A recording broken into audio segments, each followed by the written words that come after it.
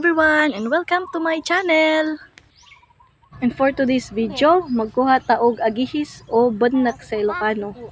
Sige na lang kog panilaw sa luto sa akong iyaan. Amo nga nakahuna-huna ko nga adto og sapa para magkuha og agihis para ako pong lutoon. May na lang wala ko nang itaog kauban. Kaya ang agihis nga akong nakuha, gigatas pa intawon. Kay tungod sa kakagmay ug basin sa kadaghan sa nanguha og agihis, amo nga salin na lang ako nakuha. Dili pud ingon nga daghanon ako kuha kay dili pud namo na mahurot. Sa atong kinabuhi, pag naa kay gusto, kinahanglan nimo haguan usa nimo makuha. Mas feel mo ang imong kaunon kung ikaw mismo ang naghago. Bahalag way lami basta ikaw nagluto, walay mang hinaway. Wala sa dayon nako siya giluto. Gipasagdan nako siya nga mababad siya sa tubig para aron tong mga hugaw niya maigawas. Di na maglangan-langan, magluto ta. Gilimpyuhan sa nako, gikumot-kumot nako para katong mga lumot nga nasa iyang lawas mawala. Hangtod ang iyang tubig tin-aw na, nya pwede na nimo siya itak-ang. Og nag-prepare food ko og mga gulay nga isagol nako sa akong lutoon. Optional lang po ang gulay, nakadepende na sa inyo ha. Kung butangan ba ninyo gulay or sa dili. Pwede po nimo siya butangan og bagoong. Kay kami nga mga Ilocano, ginabutangan na mong bagoong. Maskin unsa amo ang igulay, nagid na bagoong, digid na mawala. Kumbaga kauban na namo ba sa among kinabuhi. At kung nagustuhan po ninyo ang video kong ito, huwag po natin kalimutan na mag-like at mag-share. At kung pwede po, mag-subscribe na po sa channel ko. Maraming salamat po.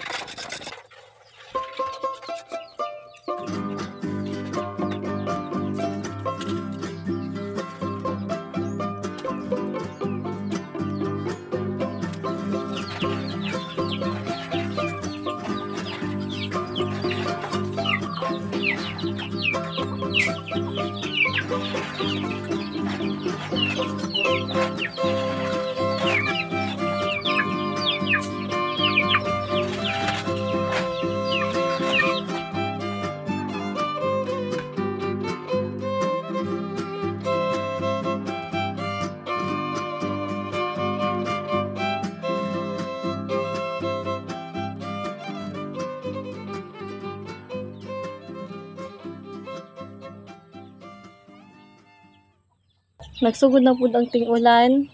Hatagan na ko og higayon nga makapananom ko og gulay. Amo nga nagtanom ko og sugod og alugbati, saluyot sa among tugkaran para napoy biyo among payag. Kani bitaw ang gulay nga talong no, ang lisod nako buhion.